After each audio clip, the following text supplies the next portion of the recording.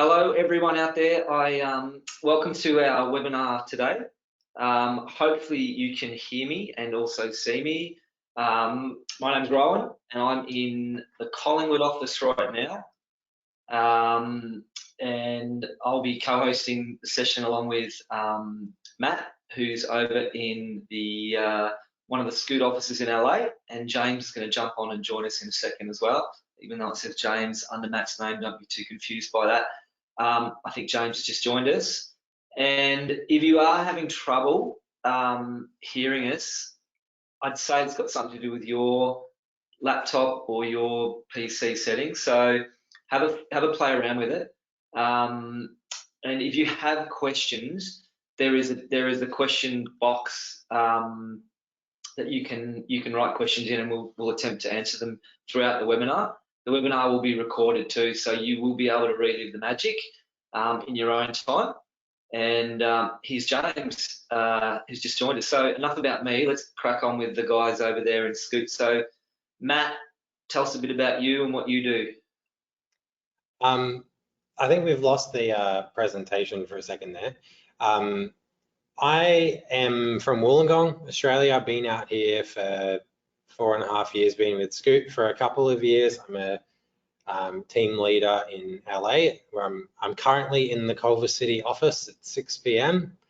And yeah, I am the person who's interviewing and kind of meeting with the Australian teachers looking at coming over, and for the LA team, the people who end up over in Los Angeles, I'll be the one of the main people to kind of get you situated and help with the process.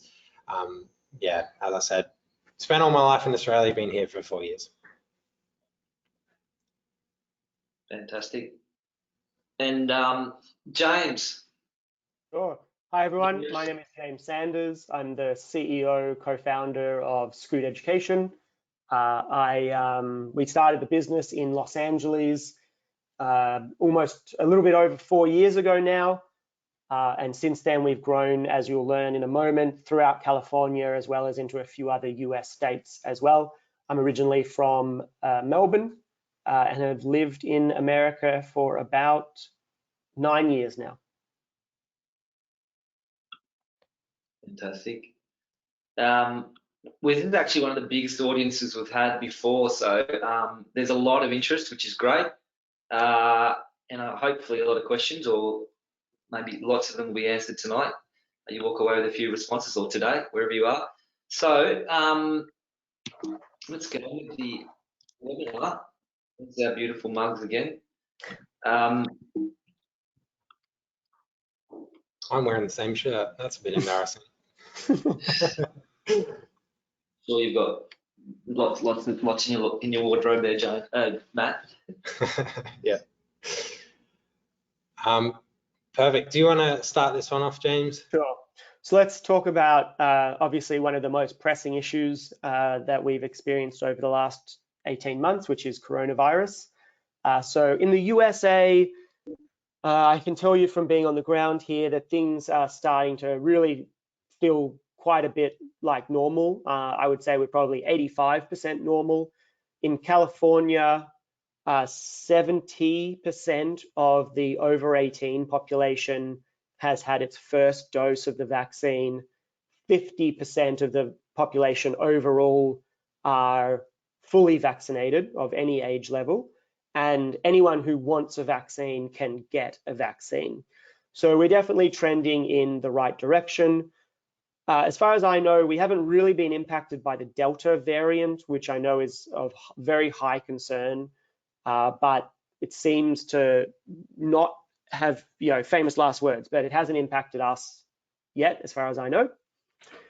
So our expectation is that by the end of this calendar year, 70 to 80% of the population will be vaccinated. Once you add on the amount of people who have already had the virus and recovered from it, we should be at herd immunity. And so we're now at the point where things like masks aren't required indoors, and life is pretty much normal. There has been a significant, if we go to the next slide, there has been a significant impact over the last 2 years on visas. Firstly, the Trump administration did put on quite some significant impact restrictions on visas, and then coronavirus forced an enormous, if not all, amount of embassies and US embassies to close, which meant that fulfilling and processing visas was impossible. The state of the situation now is that a lot of visas are less available than they used to be. Thankfully, the E3 visa, which is the one that we use to bring Australians to the US, is still readily available. I'm not certain what the state of US embassies are in terms of whether they're open or closed, but we should see them reopening to routine appointments by the end of this calendar year. What that means is we're really thinking about, at the earliest, people coming across to the US in January 2022. So, because that will give us the most, certainty that we're going to be able to get teachers to the country in a smooth way. So I'll talk a little bit about Scoot Education. So Scoot Education is a part of ANZ UK Education. We're called ANZ UK in Australia, New Zealand, well, Australia and the UK. In the US, we're called Scoot Education, but we are very much linked, and we do very similar things. So just as ANZ UK in Australia recruits and manages casual relief teachers, we do the same, but for substitute teachers, as they're called here. And we have offices in Los Angeles, San Diego, the San Francisco Bay Area, the Central Valley, which is Sacramento, Stockton, and Modesto in California. And we have recently opened our offices in Phoenix, Arizona, and Houston, Texas as well.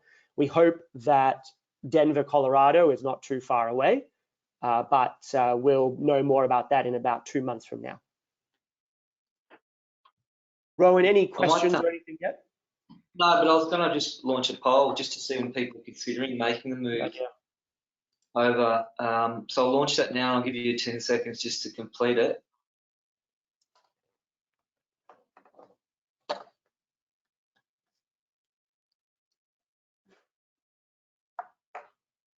Okay, I'll give 3, 2, 1, and I'll share the results. So it's the majority, 6+ months. As soon as possible, 12%. Yeah, so ASAP is going to be very challenging just because of the unpredictable nature of the US and coronavirus, and also things like immigration uncertainties that we've already discussed. 3 to 6 months, I mean, it's really going to be at the 6-month end, and then 6+ months we'll be able to manage much more thoroughly. I think on the next slide, we go into excuse me, some of the timeframes. And we are, I've been meeting with Australian teachers for the past few months and kind of talking timeframes. We are going to be a bit limited in the amount of people we'll bring over, just as James said, because of the visas, because of the uncertainty, but looking at LA and the Bay Area for January 2022 is the first start time. With San Diego, Houston, and Phoenix, which we just opened in the past couple of months for a year's time. So realistically, the 2 areas initially is LA and SF. Yeah, and so with Scoot, it's a little bit different than going to England. The visa is a bit more restrictive in the amount of things we have to provide. So firstly, we have to guarantee in America with the E3 work every day. And I guess throwing it back to the teacher, the teacher has to be available for us every day as well through the school year. So there's not the same flexibility as with other countries potentially. But with that comes a guarantee of pay every day, working at different schools or being locked into one school. So you've got that guarantee of work. Yeah, it's a bit more complicated again with the credentials, but the chance to look at different schools, starting in private schools, moving into the public and charter system, which we'll get into soon. Yeah, and we'll go into again later, finding a permanent position is the goal. Just got a quick question just on the office locations from Taylor. What is New York on our radar at all, guys? Not for 2022. We did once plan to expand to New York City, and that has subsequently, due to a number of factors, been delayed. It's still an interesting prospective market for us, but it's 18 months away.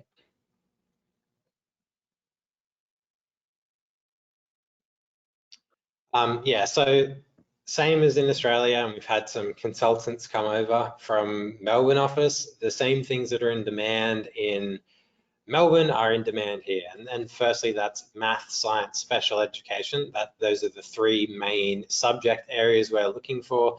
And then elementary, the primary grades over here, K through 5, is our biggest priority just because there's the most demand for jobs. Then in the next one, there's a few other areas which we're open to, that being English, social science, humanities, history, and PE. And we know we have an abundance of PE teachers in Australia, so there's definitely a need over here for quality PE teachers. Outside of that, especially in LA, within the arts and other subject areas, there's a very low demand at the moment, so it's not something we're able to support coming out of a pandemic.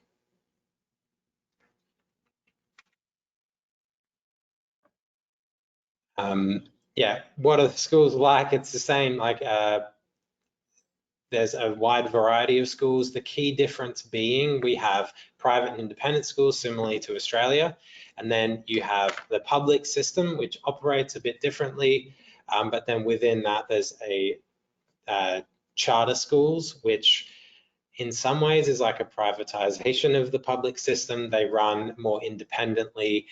There's a bit more freedom within those schools to operate how they want, but still a lot of the things are very similar. Another key difference being that middle school is often separated with K through 5, 6 through 8, and 9 through 12 being 3 separate age groups. Anything to add there, James? Nope, not at all.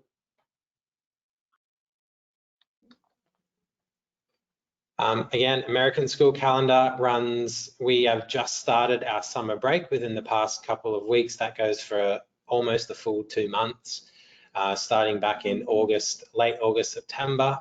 Yeah, again, 3 main breaks. There's a week off spring break, week off Thanksgiving, and then over Christmas, New Year. But summer is the big kind of gap in their schedule. Again, throughout bunch of public holidays, but yeah, summer's the big gap.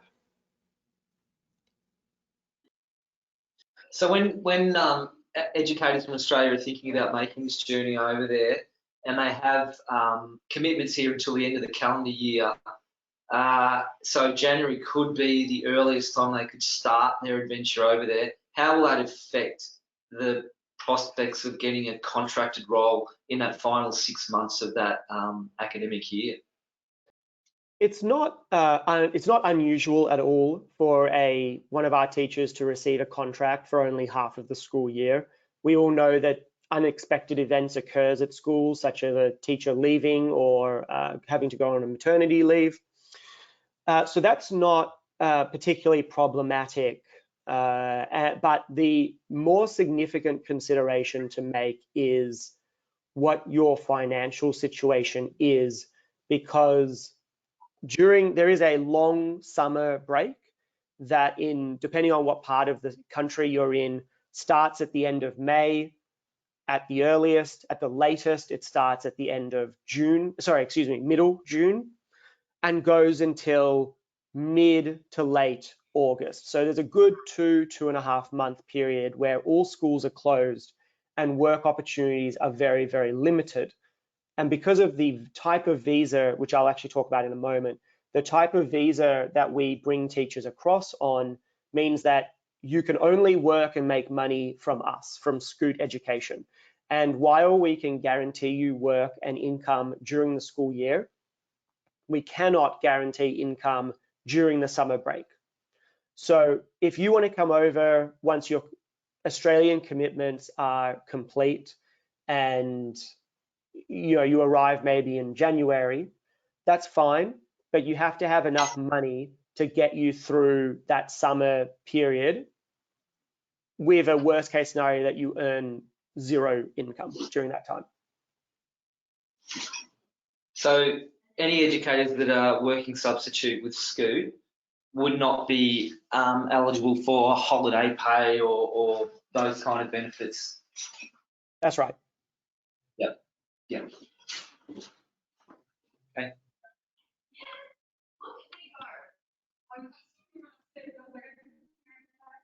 Yeah, so the start dates for people to come over, we do set as August, like 2022, and December, January, typically, I would say January. Schools will be off for 2 weeks, a week to 2 weeks over Christmas. So January is the best start date. Our busiest time is from January through until June. That's when we have the most demand for teachers, both long-term and short-term, and then potentially going into a contracted position. And then, yeah, so for us, I'll jump down to the bottom section there. Scoot only considers educators seeking a full-time role. We're not able to support ongoing casual. For us, for it to be viable, we are the people Rowan, myself, Geordie, James are looking for are people that are looking to make the move, be over here for a few years and find a permanent contracted position. And as James alluded to, there is demand. Good teachers find positions, especially in San Francisco. There's such a huge teacher shortage, especially once you get your credential. I'll jump back up. Worst case scenario, spend a year finding a position, subbing, getting experience in order to go into that perm full-time position. Again, James said about the summer and not being paid throughout that. So Tamsin's got a good question here too, guys. So say you're successful in getting a contract put in front of you from one of the schools you've been substituting in and you decide to take the contract. The school would take on the sponsorship, and what about the holiday pay and those benefits that you'd expect to see in a contracted position? Is that negotiable? Is it a given? Like, what happens in that instance? Yeah, so there's a few nuances here. If you, and this is what we want, obviously, like Matt mentioned, we want a teacher to find a full-time position and transfer their employment and their visa from Scoot Education to the hiring school. There has been some updates on how that process works. In the past, to transfer your visa from one employer to another, you had to leave the country probably for about 2 weeks and then come back in. So that was quite costly and took some time. There has just this year been an update to that means you can transfer your visa in country without leaving. It does cost a significant fee. It costs about $1,500 to do that. You may choose that is less than the cost of having to fly elsewhere and pay for accommodation, etc. You may also be able to negotiate with the higher school to pay for that fee. So that's one aspect to your question. The second aspect to your question is, traditionally, schools in the US put teachers onto a 10 or 12-month contract. That the 10-month contract is only paid for the 10 months of the school year, but the 12-month contract is paid for 12 months. And usually it's the same amount. If you're going to be a $60,000 a year, if your salary is going to be $60,000 a year, you're talking about whether you earn $5,000 a month or $6,000 a month. I've done that math right? Yeah, I think so. Yep. Yeah. So generally contracts do start in July. So if you were to work for us until the end of the school year, which could take you through to mid-June, and then you've already secured a contract that starts in July, you could be set. You know, you take a, you know, you could probably be fine, but that's the norm. It's not the, you know, it's not guaranteed. Good. Yeah, so let's talk about visas. So Australians, and I want to be really clear, at the moment, because of the Trump administration, even though we're through that period, because of the lingering effects of the Trump administration, we are only able to sponsor Australian citizens to come to the US.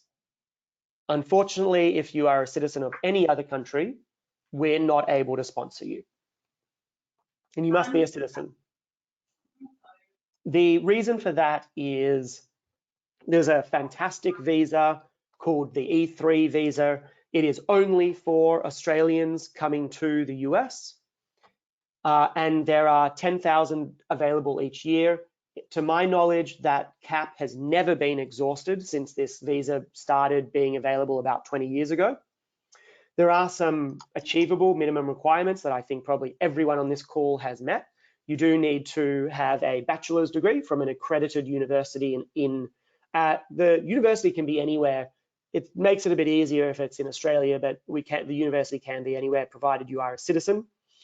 And you do need a guaranteed job, which comes from us. The visa duration is 2 years. It is, but it can be renewed as many times as you like. So I have friends who have been in America on the E3 visa for 8 or 10 years now, and you just renew it every 2 years. It's a pretty straightforward process. It's an inexpensive visa. It's a fast to process visa. You can do the whole process in less than 3 months, even faster if you really need to, but we allow 3 months at minimum.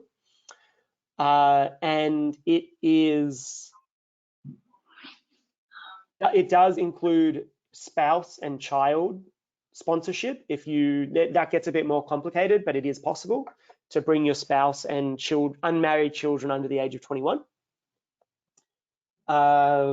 It is somewhat transferable, as we've mentioned. Scoot Education does take responsibility for the application process, and we pay for most parts of the application process. We'll get into that further in a moment. What else should you know about this visa? Oh, it is a non-immigrant visa, which means that it's not impossible, but it is quite challenging to turn this visa into a green card and then American citizenship. So if you're planning on being here for the rest of your life, this is probably not the visa for you. Any questions that have come up about the visa, Rowan? Not about the visa, but just about credentialing. To get your credentials checked, who do we have an official relationship with someone, don't we, James? So our educators don't need to go off on their own and get their credentials verified. Yeah, so the way the teaching registration, or what we call in California a credential, other parts of the country call it a certification.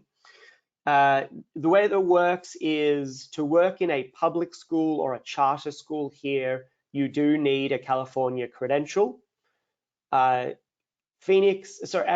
and Houston are a little bit different, and if there are people on the webinar today who are interested in those locations, we can discuss that. But I'm going to assume most people are here for California, and you do need a credential for public or charter. You can work without a credential in a private school. Unfortunately, because of the order of events that is required, we have to, you can't apply for your California credential until you've received your social security number, and you can't receive your social security number until you have arrived in the US. Then once you've, and that takes about 2 to 3 weeks to get that social security number. Once you have applied for your credential, it takes probably 2 months to actually be issued with the credential. Anyone who has a VIT, that's a VIT that is pending or valid, or even applied for, can be used as evidence of your teaching experience. And then in addition to that, what we need to do is take a look at your transcripts, and we go through an official body that looks at the transcript subjects and grades, and they write a document that says whether or not you meet the minimum requirements of the California equivalents of a teaching degree. Right. I might launch just another poll, just to give people a chance to share what their fields of expertise are. Great idea.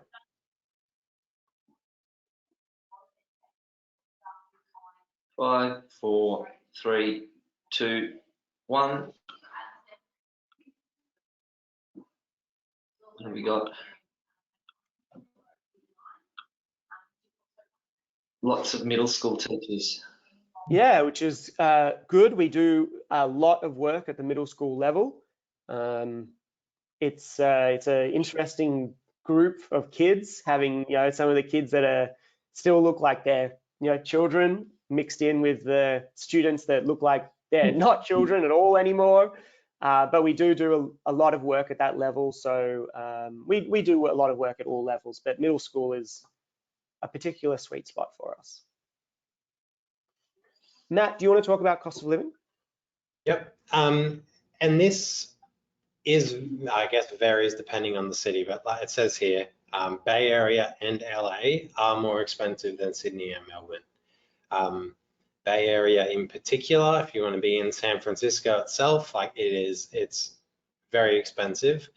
There are areas in LA and the Bay Area which are more affordable, and we will help point out those areas and find a good middle ground. But yeah, like it says, in San Francisco, 50 to 100% more than in Sydney. And so cost of living is just higher. And so again, following on having that summer break where you're unpaid, as well as that higher cost of living coming over with a good amount of savings, and this being a transition you want to make, it is really important. Recommends 10K down there to make the move comfortable.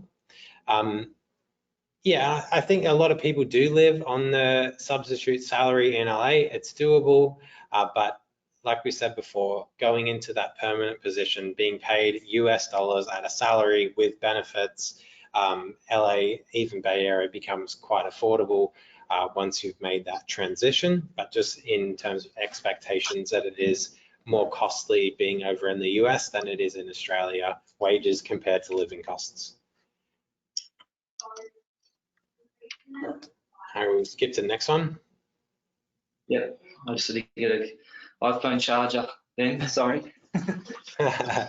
Perhaps I'll take this one. So this chart tries to break down what Scoot Education is responsible for paying for as part of your move and what you would be responsible for. So your flights and relocation expenses are your responsibility. The application for your visa is something that we handle. So we handle the attorney fees and the company application fees.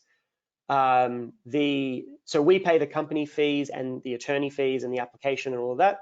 There is about approximately $400 Australian applicant fee, which you are responsible for.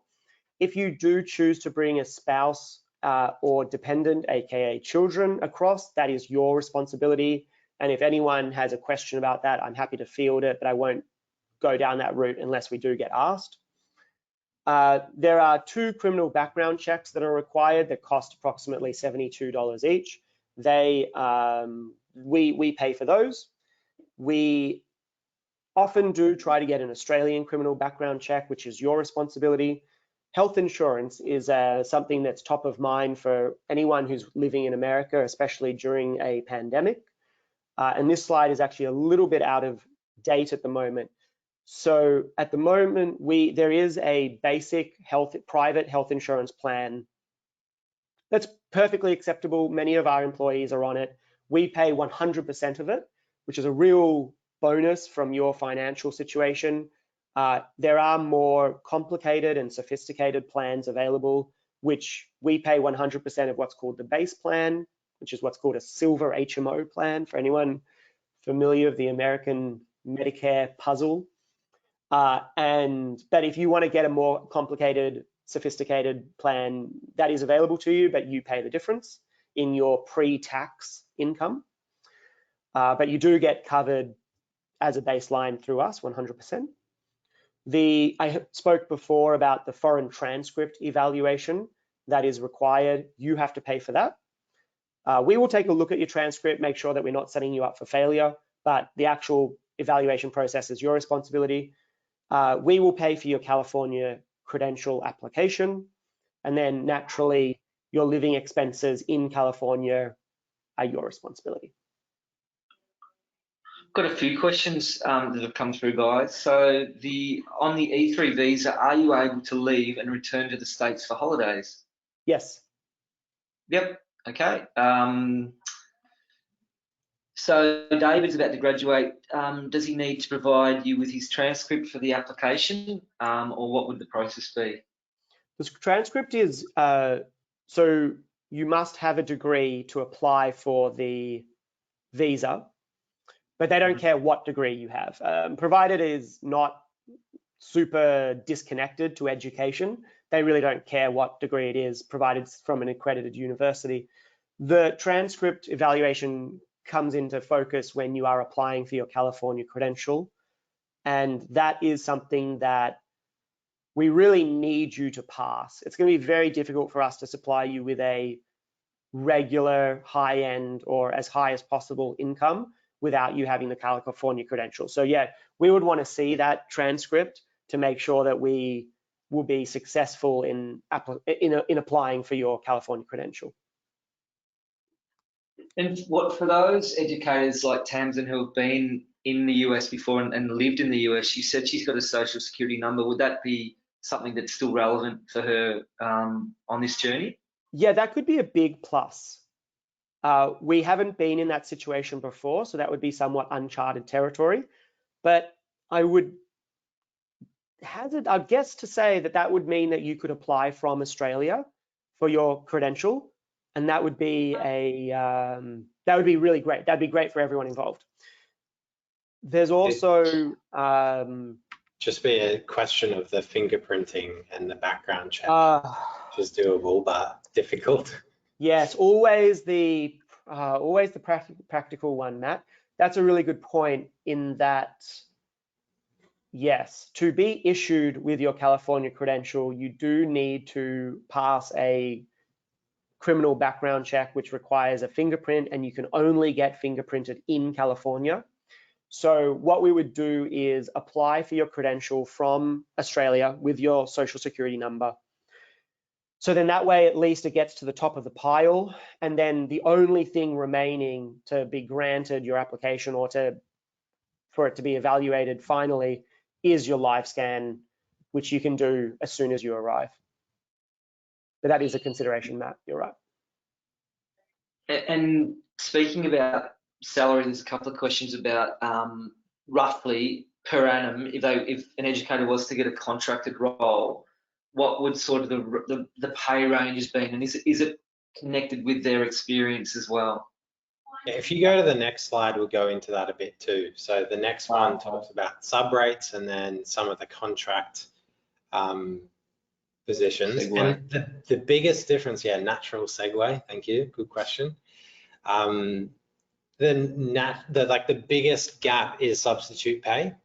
And so through Scoot, it's $200 a day. And at the start, while you credentials processing, you've landed, you've able to work but don't have the credential, we do prioritise Australian teachers who have been with us in the past for private schools and even TA positions, but still pay that same rate.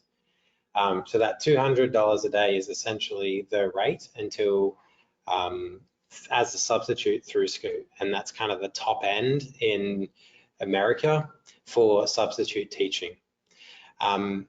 Then down the bottom there, full-time positions, they can go higher than this, but typically for a credentialed teacher looking at 56 through 74 would be typical. More, it's higher in the Bay Area. New York City is on there too, but higher in the Bay Area because of the higher living costs and having such a huge teacher shortage.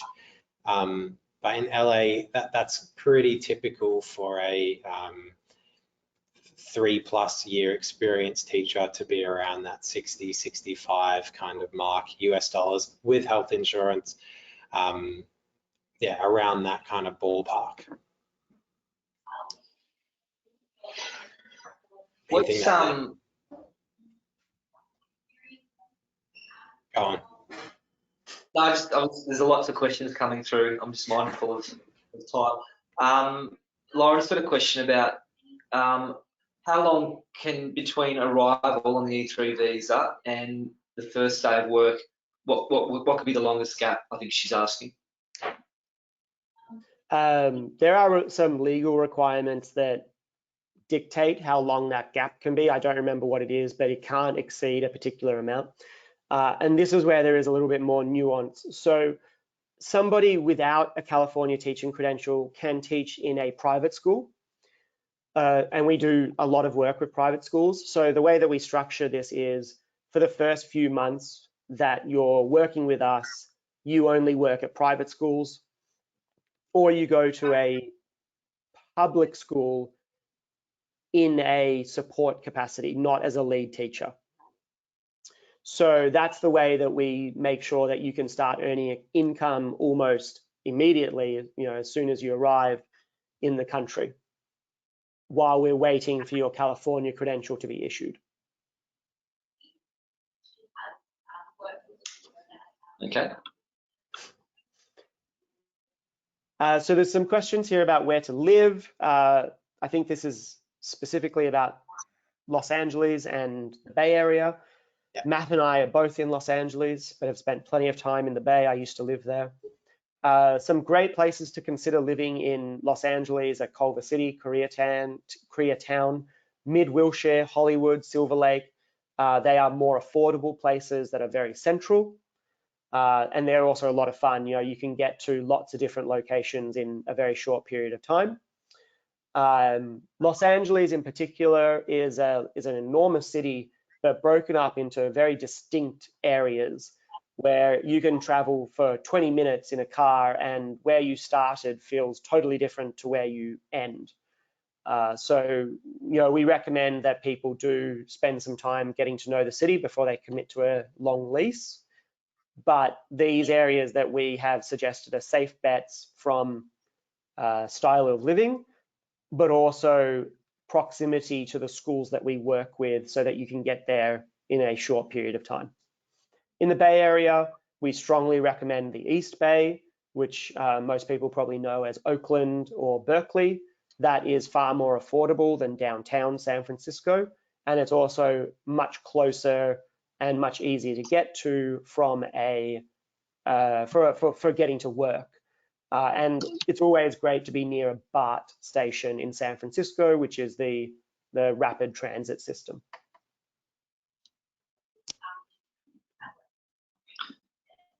So I think it's a question I get asked a lot is about do we have houses for our teachers? It's the same with the UK opportunity as well.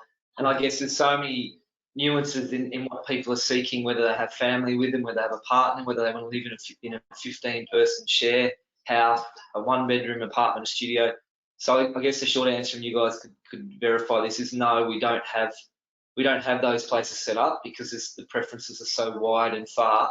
But we certainly encourage you to jump into those Facebook groups, Aussies in LA, Aussies in San Fran.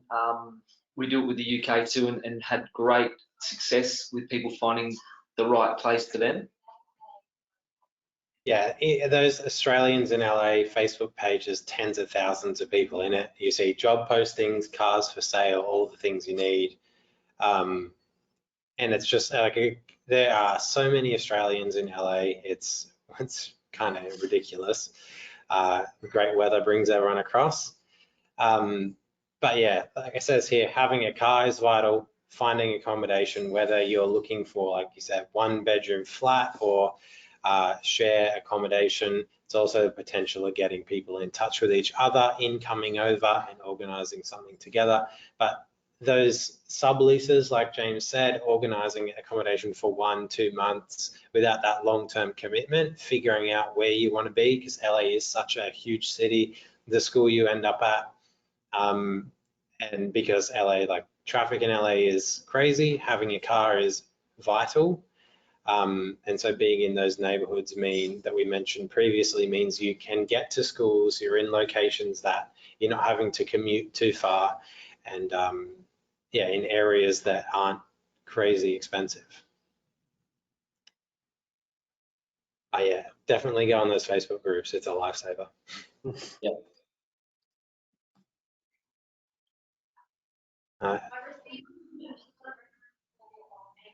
Anything about public transport or cars? I'll just say that if you're going to San Francisco, I'd probably recommend not having a car. It's not a city that is particularly friendly to the automobile, and it's got good public transportation. But for those educators thinking about LA, would it be something they should consider, or should they look at housing close to public transport? Los Angeles, really, you're going to have a very, very hard time without having a car. You really should budget for getting a car. It opens you up to a much better lifestyle. This is not a city that's particularly, it does not have a robust public transport system. So not having a car will mean it's difficult to get to work on time, and it will also be difficult to explore and make the most of the city. So it's a very, very important expense to budget for. And cars are relatively inexpensive over there, I believe. Yeah, you can lease a car for $100 a month or something, depending on how good a negotiator you are. And Uber, yeah, and Ubers are very cheap as well, but you really do need a car in Los Angeles. Yep. I have a few more questions here, and one is about what can you share about Phoenix and the schools that we could be partnering in that region? Phoenix is a brand new market for us, same as Houston is.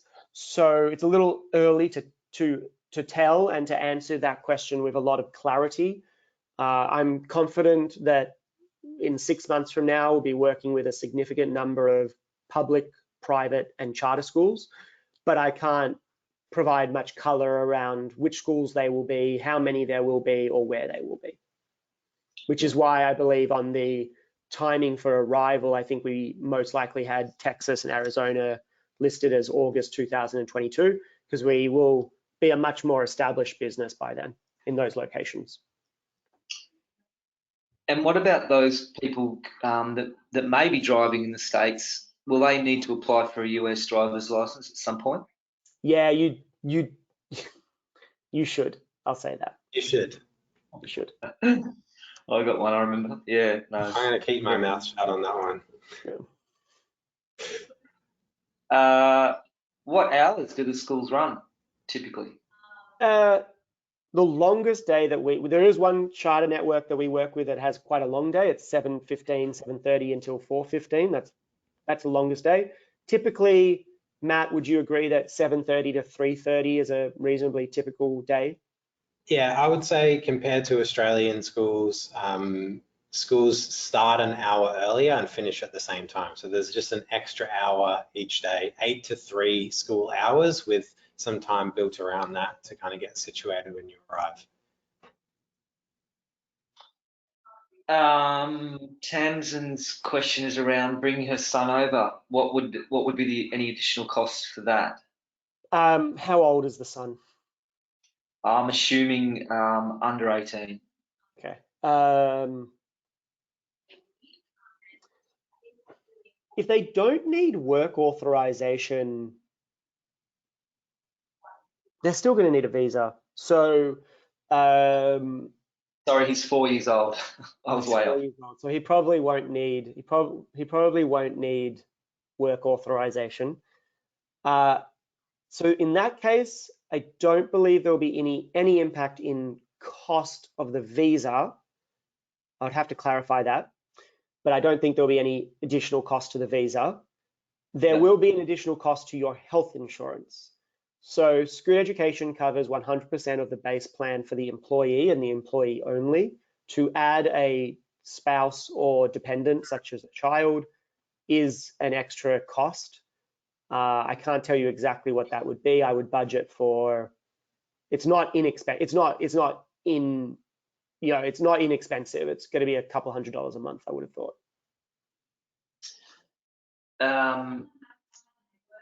Nicholas has got a really good question here too. If you start in the LA office, working in our schools over there, is it easy to transition into one of our other offices, such as Phoenix? Yes, it's easier to stay within the state. If you start in LA, going to San Diego, Sacramento, or San Francisco would be the simplest path. Besides that, it's not particularly. I mean, because California has the most restrictive requirements, going to any other state is easier, and it's a matter of transferring your California credential to the equivalent credential in one of the other states. That's usually quite straightforward, and also those other states have very low requirements for you to be a substitute teacher. So there are also ways or there are options to make that process very quick and easy. And there's the option of like moving between Californian cities and working for a couple of months in each potentially. Mm-hmm. I know Geordie's talked about that with a few people. So there is that option down the track. It's just probably bridges we'll cross when we get to them when people are here. Yep. Ashley's question is, she has a degree in PE teaching and a willingness to teach special ed. Does this willingness transfer across, or will it be considered by schools? You would, as a substitute working for us, you can teach whatever you like. If you were to go for a full-time position at a charter or public school, you would most likely be restricted to teaching PE, because you would get what's called a single subject PE credential. Yep. Is the preference given to teachers with a full VIT license or a Australian state license, or can we still apply with a provisional membership? Should a full license be obtained before we apply for this Scoot opportunity? It's all the same for us. Okay, doesn't matter if you're a graduate or you're provisional or full. Okay. Provided you have the pathway to a VIT, that should be all you need. Like as long as you've fulfilled the requirements, that should be all you would need. We can have a more nuanced, a more specific conversation with that individual, but it should be fine. Yeah. And the difference between provisional versus, I guess the complete is nothing. It's irrelevant for us. Yep, we have so many questions. Look, if we don't get to your question today, it's something that we can follow up with, absolutely. But I'll rattle off a few more. Does Scoot have employment options in Sacramento? Yes. Okay, easy. Are you required a permanent address, or could you move accommodations regularly, live in a van or a bus? I've never had this question before. I don't see why you wouldn't be able to do that. Okay. TESOL specializations or EALD, any advantage in the job market? What is EALD? English as an additional language. If it's Spanish, yes. Any other language, probably not. Okay. Do I pay a full fee for my children in a public school? How much would that be roughly? I have no idea. Okay. I mean, public school is public system, so it's tuition free. What other associated costs there are, I can't tell you that. No worries. Yeah, some of these other questions are really sort of specific, so I'm just going to try and just go through the ones that are probably more relevant to everyone. What about Chicago? Is that on our radar in future years? Not in the next 2 to 3 years. Okay. And then David's question here is, he's assuming he had the transcript for his qualification. It was all sweet. How long would it take from the application process to being able to book a flight for himself?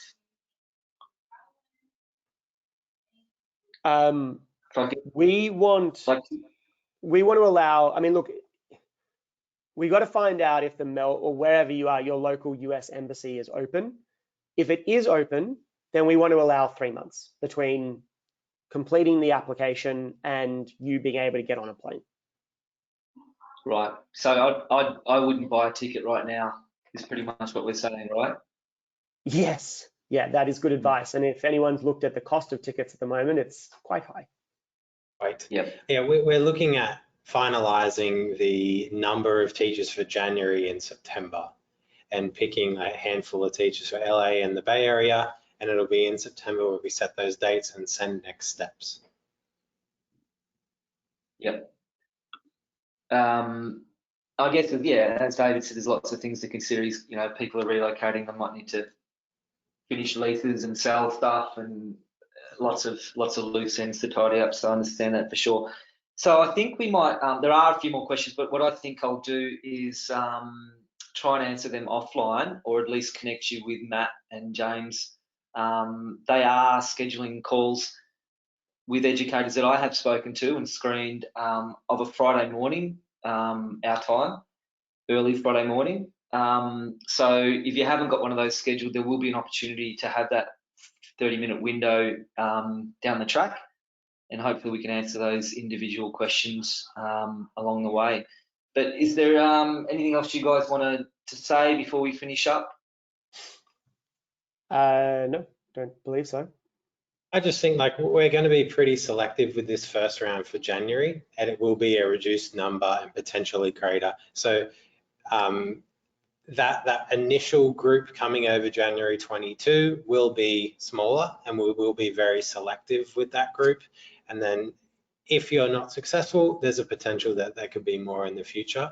But yeah, we are really looking for those credentials, looking for people who want to make the move over, get a few years under their belt in America and experience something different.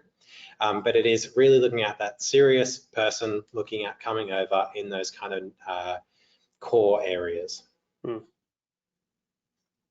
Yep.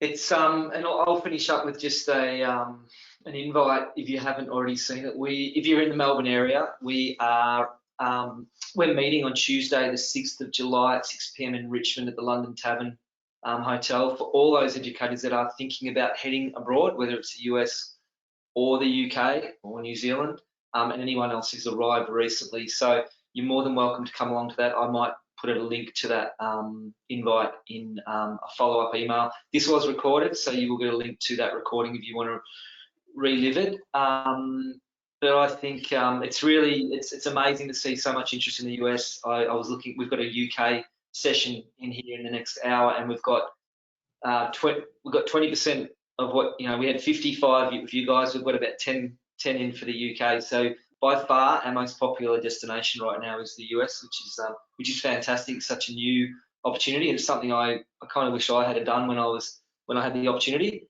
It sounds like you've been in really good hands with James and Matt and Geordie and the team across our network in the States. So well done for reaching out, and hopefully we can get you over there soon.